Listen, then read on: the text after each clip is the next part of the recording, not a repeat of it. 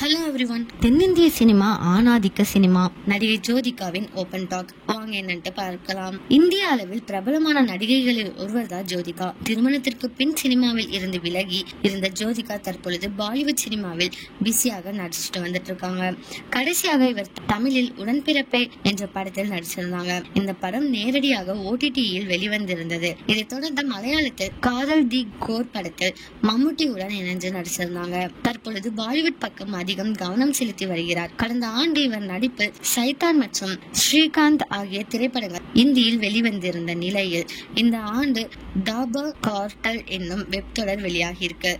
இந்த நிலையில் ஜோதிகா தென்னிந்திய சினிமா குறித்து பேசிய விஷயம் பலரின் கவனத்தை ஈர்த்திருக்கு. அதில் தென்னிந்திய சினிமாவில் ஆண்களுக்கு முக்கியத்துவம் உள்ள படங்கள் தான் அதிகமாக இருக்கு. பெண்களை பாடலுக்கு நடனமாட வைப்பதற்கும் ஆண்களை புகழ்ந்து பேசுவதற்கும் மட்டும்தான் பயன்படுத்துகிறார்கள். அது தற்போது இருந்து கொண்டுதான் இருக்கிறது. ஆனால் நான் வேறு பாதையை தேடினேன். பெண்களுக்கு முக்கியத்துவம் உள்ள படங்களை தேர்வு செய்தேன். பெரும்பாலும் உள்ள படங்களுக்கு நோ கூறியுள்ளேன் என்று தெரிவிச்சிருக்காங்க. ஜோதிகாவின் இந்த முடிவை பத்தி நீங்க என்ன நினைக்கிறீங்க அப்படிங்கறத கமெண்ட்ல சொல்லுங்க.